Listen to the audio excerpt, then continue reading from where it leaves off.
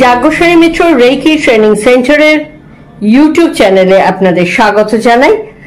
যাজ্ঞসেনী মিত্র reiki training centre দেখতে দেখতে রজত জয়ন্তী বর্ষে প্রথম থেকেই একদম প্রথম যুগে 2000 সালে যখন ইনস্টিটিউশন শুরু হয়েছিল তখনই আমরা স্পেশাল চাইল্ডদের নিয়ে বিশেষভাবে আমি বলতাম, তখন আমি মিডিয়াতে লাইভ ফোন ইন প্রোগ্রামে বলতাম যে আমাদের অসাধারণ সাকসেস ছিল জীবনকে নিয়ে বক্তব্য এর আগেও আপনারা ভিডিওতে পেয়েছেন যে জীবন নিজের থেকে পাশ ফিরতে পারতো না, কথা বলতে পারতো না, শরীরের কোনো অঙ্গ তাকে নাড়ানো যেত না, সেই জায়গা থেকে একেবারে সুস্থ জীবন পেয়েছিল জীবন।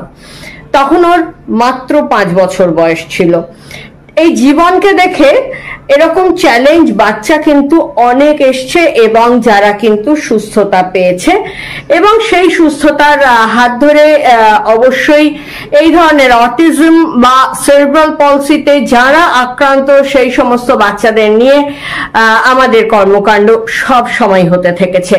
সেরকমই একটি বাচ্চা যে নাকি হাইপার অ্যাক্টিভ এবং সে ভীষণভাবে রেগে যেত। আসলে কি মনের ভাব ওরা যেহেতু প্রকাশ করতে পারে না, একদম স্বাভাবিক চলাফেরা কথাবার্তার মধ্যে যেহেতু ওরা থাকতে পারে না, কোথাও যেহেতু ওদের ডিসেবিলিটিটা ওরা ফিল করতে পারে, তার জন্য ওরা সহজেই রেগে যায়। আর এই রাগটাকে ওরা কি করে প্রকাশ করবে সেটা বিভিন্ন ভাবে মানুষ প্রকাশ করে। কেউ নিজেকে ক্ষতবিক্ষত করে ফেলে, এরকমও দেখেছি, আবার কেউ ভাঙচুর করে, তেমনও দেখেছি। রেকিতে এদের প্রত্যেকের ক্ষেত্রে উপকার পেয়েছি, মানে উপকার পেতে দেখেছি। ঠিক সেরকমই একজন মা যার মেয়ের এরকম সমস্যা যে জানলার কাঁচ ভাঙতো বেশ কিছু করে, মানে মাসের একটা জানলার কাঁচের জন্য একটা হিসেব ধরে রাখতে হতো। সেই মা তার এক্সপিরিয়েন্সে কি বলছেন শুনে নেব। নমস্কার, আমি সংযুক্তা রায়চৌধুরী। আমি 2023-এর মে মাসে দিদির কাছে মানে যাজ্ঞসেনী মিত্র ম্যামের কাছে প্রথম এসেছিলাম। তখন আমি রেকি সম্বন্ধে জানতাম, কিন্তু রেকির উপর সেরম ভাবে যে খুব বিশ্বাস খুব একটা আমি মানে ছিলই না বলতে গেলে।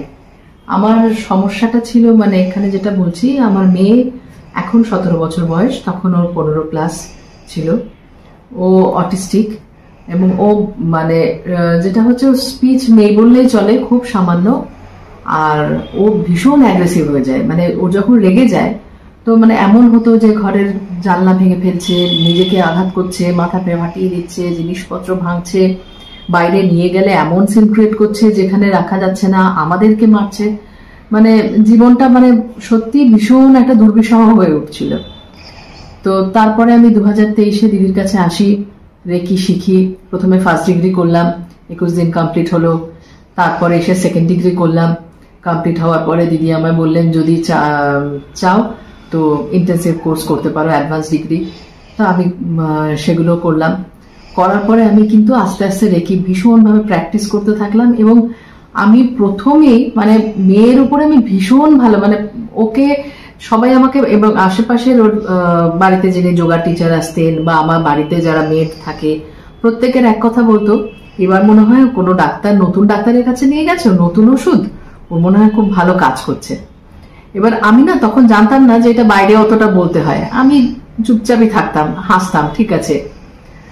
তারপরে আস্তে আস্তে মানে এবার এখন এমন হচ্ছে যে আমি এবং দিদির কাছে আমি এসে জানলাম যে রেকিতে কোথাও কিভাবে আমার গুছিয়ে নিতে হয়, প্রোগ্রাম করে নিতে হয়, প্রোগ্রামিং করে নিতে হয়, সবটা মানে রেগুলার আমি রেকি প্র্যাকটিস করি এবং ওকে মানে ওর সমস্ত কিছু যেন মানে আমি যেভাবে কন্ট্রোলে রাখি ও কিন্তু ঠিক সেভাবেই থাকে।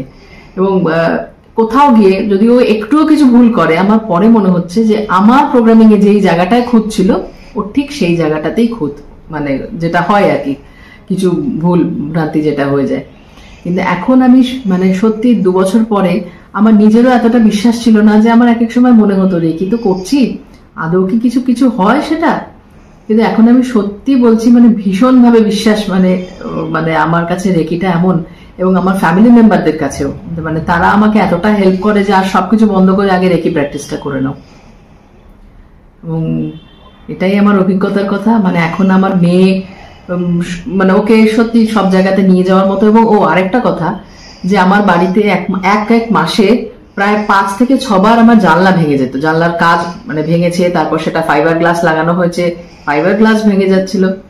এখন কিন্তু সবকিছু বলতে গেলে অক্ষত থাকছে, মানে সেভাবে হয়তো রাগে, কিন্তু সেই রাগটাও যেন কন্ট্রোলের মধ্যে, রাখতে গিয়েও যেন হেসে ফেলছে ও নিজেকে, কোথাও কেউ একটা যেন ওকে থামিয়ে দিচ্ছে। তো রেকির কাছে আমি ভীষণভাবে কৃতজ্ঞ, মানে আর দিদির কাছে তো কৃতজ্ঞই, দিদি না থাকলে তো এই জায়গায় আসতেই পারতাম না। মানে আজকে যে মানসিক শান্তিটা সেটা কিন্তু রেকি আমাকে দিয়েছে। হ্যাঁ, রেকি ঠিক এইভাবেই মনের ওপরে প্রভাব বিস্তার করতে পারে, অর্থাৎ মাইন্ডকে পজিটিভ করতে পারে, এবং একটা পজিটিভ মাইন্ড দিয়ে সব কিছু করা যায়। একটা পজিটিভ মাইন্ড যদি আমার থাকে তাহলে আমি আমার রাগকে জয় করতে পারবো, আমি পজিটিভ ভাবনা চিন্তা করতে পারবো, আমি আমার নিজের মানে অবস্থাটাতে কখনোই মানে একটা বাচ্চা কেন রেগে যেত, সেটা নিজের অবস্থাটাকে মেনে নিতে পারতো না, তবেই না তার রাগটা আসতো। সে যেটা বলতে চায় সেটা সে বোঝাতে পারতো না। সেই জায়গাটা যখন তার মনে হবে যে না, ইটস ওকে, আমার জন্য এটা ঠিক আছে, অর্থাৎ আমার নিজের অবস্থাকে আমি যদি মেনে নিতে পারি, সেই পজিটিভ মাইন্ড যদি আমার আসে, তাহলে কিন্তু রাগকে জয় করা যায়, দুঃখকে জয় করা যায়। রাগ, দুঃখ, অভিমান, ক্ষোভ, হতাশা, টেনশন, ডিপ্রেশন, যাবতীয় মানসিক সমস্যা থেকে রেকি বের করে আনতে পারে। আর তাছাড়া যারা এরকম চ্যালেঞ্জ বাচ্চা, স্পেশাল চাইল্ড, তাদের জন্য অবশ্যই আমাদের ইনস্টিটিউশনে অজস্র বাচ্চার সুস্থ হবার কাহিনী রয়েছে। কাজেই যদি আপনার চেনা জানা আত্মীয় স্বজন, বন্ধু বান্ধব বা পথ চলতি কাউকে এরকম চ্যালেঞ্জ দেখেন, তাহলে অবশ্যই আমাদের নম্বর দিয়ে হেল্প করতে ভুলবেন না। হয়তো আপনি হবেন একটি সুস্থ নাগরিকের জীবনের পথপ্রদর্শক। আসছি তাহলে, অবশ্যই আমাদের যাজ্ঞসেনী মিত্র রেকি ট্রেনিং সেন্টারের ইউটিউব চ্যানেলটাকে সাবস্ক্রাইব করতে ভুলবেন না।